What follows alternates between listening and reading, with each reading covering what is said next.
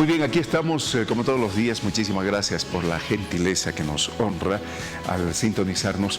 Hoy vamos a vincularnos nuevamente a la economía, porque hay dos temas que realmente nos interesan. Primero, el tema del gas, que ha sido uno de los temas seguramente más importantes de esta semana, y además la presentación de la situación de la estabilidad financiera, como se ha dado en llamar, que ha hecho el Banco Central de Bolivia. Así es que para ello hemos invitado al economista Omar Velasco, con quien tenemos siempre a bien poder conversar este tipo de temas. Así es que, querido tocayo, bienvenido a Cartas sobre la Mesa. Muy buenas noches, Omar, un gusto estar en tu programa y un saludo cordial a los televidentes. A ver, Omar, ¿cómo podemos entender? Primero, al margen ya del tema estrictamente petrolero, donde los técnicos, toda la gente ha hablado de cómo se debe realizar el proceso, los incentivos a la inversión, es decir, técnicamente se ha trabajado. Lo que me interesa saber es el peso específico que tiene el gas en términos de un Producto Interno Bruto y de un presupuesto del Estado. Bueno, el gas ha tenido una importancia relativa, destacable en la última década, por supuesto. No se podría entender la economía boliviana si no es a través de los recursos que se han generado a partir de la explotación del gas natural principalmente. Por el lado del PIB no tiene una incidencia, digamos, relativamente muy significativa. Ha estado en torno a los 6-8% de participación del PIB y que, por supuesto, en los últimos años ha ido disminuyendo, ¿no? Probablemente ahora se debe encontrar en 4%, ¿no? Como participación del Producto Interno Bruto, ¿no? Y eso es así porque en realidad hay otros sectores económicos que tienen un peso relativo mucho mayor, ¿no? Y eso no implica de que haya un impacto considerable a nivel de la economía en términos reales. Ahora bien, cuando lo vemos por el lado de los ingresos fiscales, ahí es donde vamos a encontrar ya una marcada diferencia, porque no hay que olvidarnos que la renta petrolera ha llegado a ser más o menos un promedio de proporción a la producción del 80%, 78% en efectivo, lo que en economía le llamamos el government take, sí, que parte de la producción se queda en el Estado. Y eso ha permitido generar una riqueza de más o menos, en términos redondos, 50.000 millones de dólares en los últimos 15 años. Pero lo que creo que es importante también de aclarar aquí, que hay una falsa impresión de que es el Estado central quien se apropia de esos recursos de la renta petrolera, cuando eso no es así. Primero, para que digamos, la población entienda, la renta petrolera está conformada por las regalías del 18%, donde 6% va TGN, pero el resto son gobernaciones de los departamentos productores y 1% que se distribuye entre BEN y Pando, ¿no? Tenemos, por supuesto, lo que es el IDH de 32%, tenemos el pago de impuestos, utilidades, IVA, todos los impuestos que forman parte de la cadena, y bueno, en su conjunto llegas a 80%, ¿no? Pero si hacemos números, lo que vamos a ver es que más o menos un tercio de esta renta petrolera se queda en el nivel central, 30%, 40% distribuido, una parte en el Tesoro y otra parte en YPFB. Pero aquí lo que hay que entender es que el Tesoro también es Estado central. Como parte del nivel central. Tesoro y YPFB forman parte del nivel central y se quedan, digamos, con el 40%. Pero el 60% de la renta petrolera no está en el nivel central, sino esto ha sido distribuido a través de las gobernaciones, los municipios y las universidades y los fondos que se han creado, ¿no? Como el Fondo Indígena. En ese sentido, lo que hay que entender es que no se le puede al Estado central, digamos, exigir estos recursos cuando en realidad la mayor parte de lo que se ha generado en la renta petrolera han ido a las regiones y ha ido a partir de lo que ha sido la inversión pública, ¿no? Entonces, lo que ha quedado para el nivel central, por supuesto, es una parte menor, donde el YPFB ha utilizado, por supuesto, para realizar inversiones, pero yo diría que en realidad el problema que explica la situación que hoy nos encontramos se debe al IDH. ¿Por qué? Porque el IDH, cuando se aprueba, se da la distribución de los recursos a las gobernaciones, a las universidades y parte, por supuesto, al Tesoro, pero no se piensa en las inversiones que tiene que realizar YPFB. El fondo de promoción a las inversiones se crea más o menos por el año 2015-2016 como una necesidad ante la baja inversión que YPFB estaba realizando en ese momento, ¿no? Entonces, ¿qué es lo que pasa? Que hemos tenido un ciclo de grandes rentas, pero muy poco de esas rentas han ido a YPFB y consecuentemente eso explica, digamos, los bajos niveles de inversión en la última década. En la perspectiva de los rendimientos decrecientes en términos de volúmenes y las expectativas no de las mejores en términos de precio en el mercado internacional, ¿podría tener efectos en los ingresos estatales fuertes? Bueno,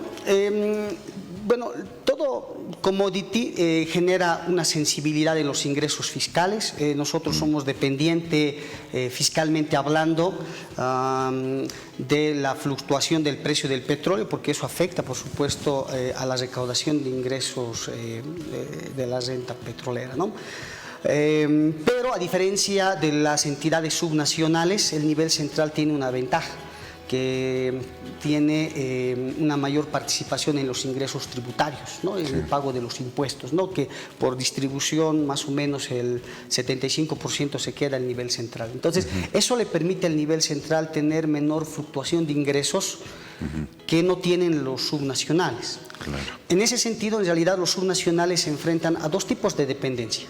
Tienen una dependencia, primero por el lado de la coparticipación tributaria, las transferencias que el nivel central les otorga, y por otro lado tienen una dependencia a las fluctuaciones mucho más marcadas del ciclo de precios del petróleo, incluyendo los volúmenes, ¿no? Y eso, por supuesto, hace que sean entidades mucho más vulnerables, ¿no? Para poder tener una programación de gasto más estable, ¿no?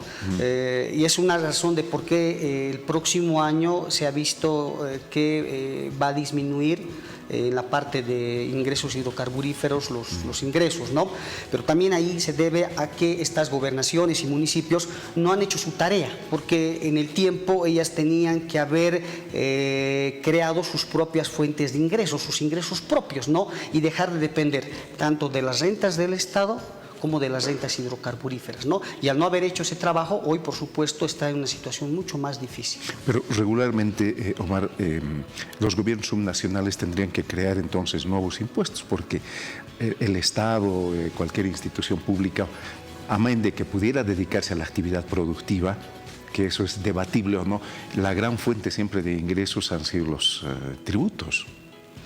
Yo creo que el Estado boliviano ha logrado un poco romper esa idea de que el Estado solo dependa de los ingresos tributarios, que es la norma, digamos, lo estándar.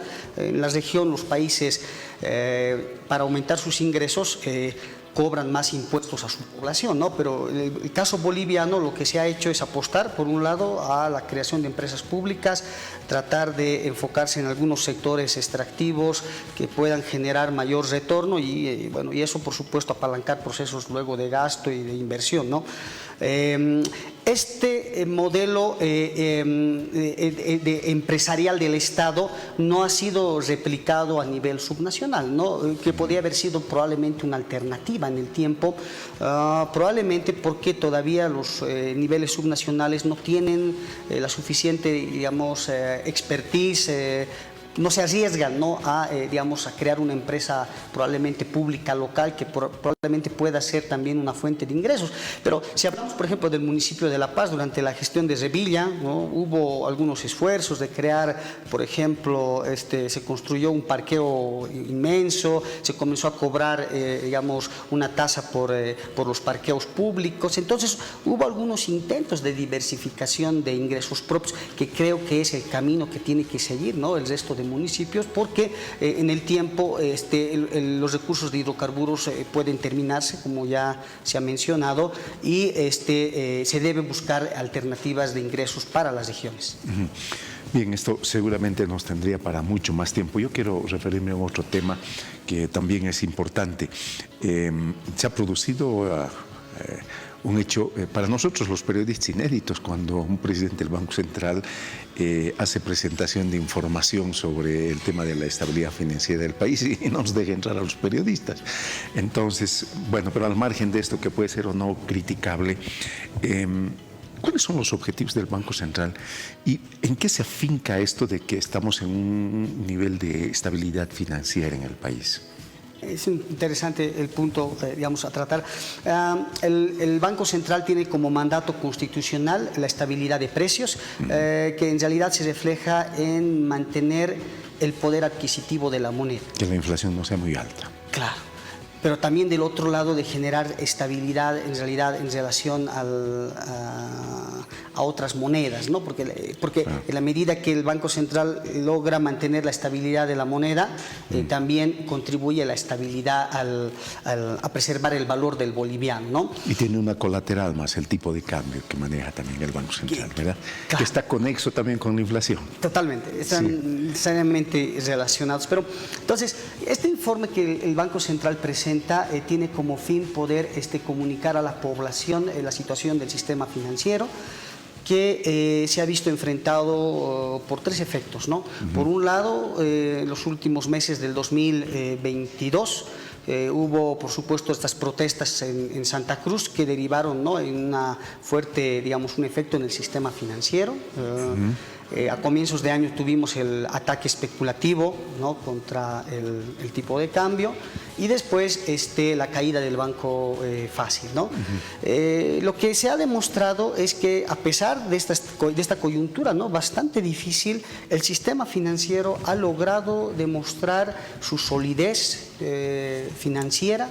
Creo que es un elemento relevante porque o sea, no quiero decir que no ha habido un impacto, hay un impacto importante porque estamos hablando de una corrida de depósitos, una disminución de los depósitos de más o menos $1.000 millones que han caído, ¿no? Eso no es poco, y reconstruir esa cantidad de depósitos va a tomar su tiempo, pero lo que creo que es importante de mencionar es que el Banco Central ha logrado de alguna manera contener, ¿no?, esa tendencia negativa de caída de depósitos que se ha visto a comienzo del año, y también, por supuesto, de alguna manera ha recuperado la tranquilidad, una tranquilidad todavía inestable, ¿no?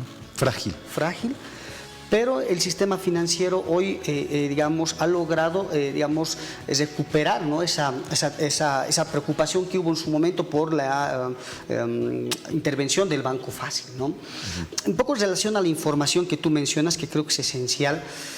Yo creo que digamos, el uso de la información le ha jugado a favor y en contra. El hecho de no publicar información en algún momento del año pudo haber tenido un impacto negativo, de cierta desconfianza en la población, pero también del otro lado hay que reconocer que también esta información estaba siendo mal utilizada.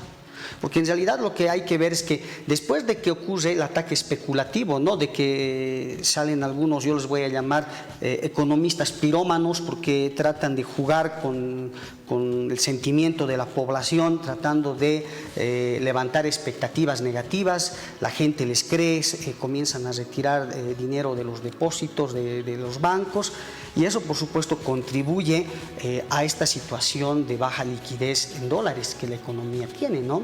Y hoy hay que preguntar dónde están esos economistas, porque hay un costo que se ha generado para la economía y no debería quedar esto así. Pero viendo al punto, ¿no?, el Banco Central saca la información de reservas y eso temporalmente evita de que se siga manipulando la información de reservas como un mecanismo para seguir alimentando la especulación. Eso en un momento también sirvió a evitar que haya mayor especulación. Pero lo que debería pasar hacia adelante es que el Banco Central, en la medida que ya calme esta situación, ¿no?, y estemos en una situación relativamente normal, como señalas, por supuesto la información debería volver a normalizarse. ¿Por qué es fundamental?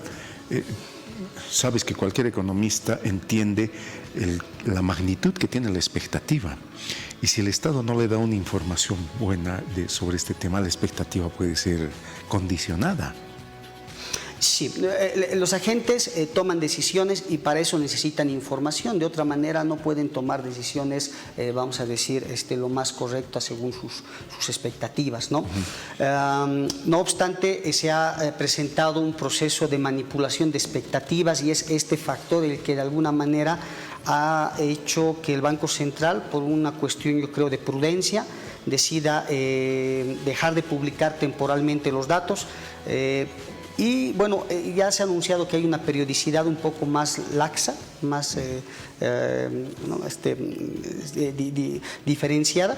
Y en el sistema financiero, por supuesto, la información es esencial, ¿no? Por eso yo creo que este informe de estabilidad financiera ha sido oportuno de todas maneras, porque, digamos, brinda a la sociedad información sobre el estado de la situación de los bancos y eso, por supuesto, debería contribuir a dar la tranquilidad que la población requiere para que, digamos, las transacciones que cotidianamente lo venía haciendo antes de estos factores se pueda volver, ¿no?, a normalizar. ¿En qué lo que le interesa a la gente regularmente es saber cómo anda, por lo menos en este tiempo, la situación del dólar? Tú has debido escuchar, has debido ver seguramente muchos comentarios y hace un momento atrás en los propios PAS de noticias decíamos que la gente entiende que todavía no hay dólares. Yo creo que lo que ha pasado es que hemos tenido un proceso de exacerbación de expectativas donde la gente ha comenzado a demandar más dólares de los que necesitaba, ¿no? Y eso se ve reflejado ahí justo en el informe de estabilidad financiera, donde si uno ve con detenimiento en ese informe, en el mes de diciembre del año pasado ya comienza a aumentar la demanda, la venta neta de dólares del Banco Central, llega a su nivel más alto ahí por febrero o marzo, y después los siguientes meses comienza a disminuir, ¿no? No hemos llegado a los niveles previos, ¿no?, a este ataque especulativo.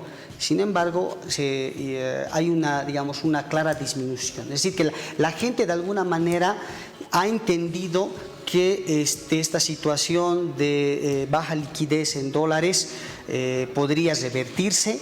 Ha ayudado mucho la ley del oro porque en realidad esta ley ha logrado destrabar una importante proporción de las reservas, volverlas líquidas. Eso protege al Banco Central frente a un nuevo ataque especulativo porque el banco hoy tiene mayor capacidad de enfrentar una corrida de depósitos.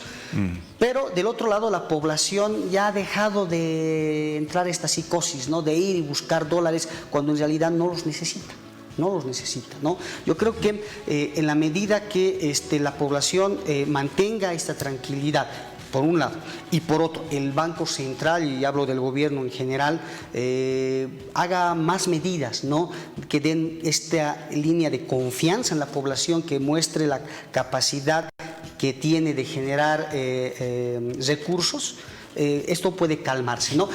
Solo para tocar un último tema, porque el pago a Fitch, a los de los bonos soberanos que se hizo la semana pasada es bastante esencial, porque eso demuestra que el país tiene la capacidad de poder atender estas deudas extranjeras, porque se pagaron casi 200 millones de dólares, ¿no? Eso demuestra que el país, a pesar de todo lo que se diga, está cumpliendo sus pagos internacionales. Cortito, tú sabes que esta fecha es la fecha más o menos donde comienzan las importaciones para fin de año, porque es una época muy dinámica.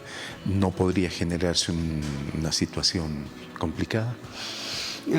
Estamos entrando a un periodo, yo diría, un poco tenso, lo digo muy corto, primero como tú señalas, porque las importaciones aumentan, el gobierno tiene también una cierta aceleración del gasto hacia fin de año, eso también puede incidir, y por supuesto los potenciales conflictos sociales que se puedan venir en las próximas semanas o meses pueden ser factores que puedan exacerbar las expectativas. Entonces yo creo que estamos todavía en una tensa calma, pero que, digamos, hoy al menos con una mejor perspectiva de lo que estábamos hace por lo menos 5 meses. Gracias por la gentileza, como siempre, Omar. Muchas gracias, muy buenas noches.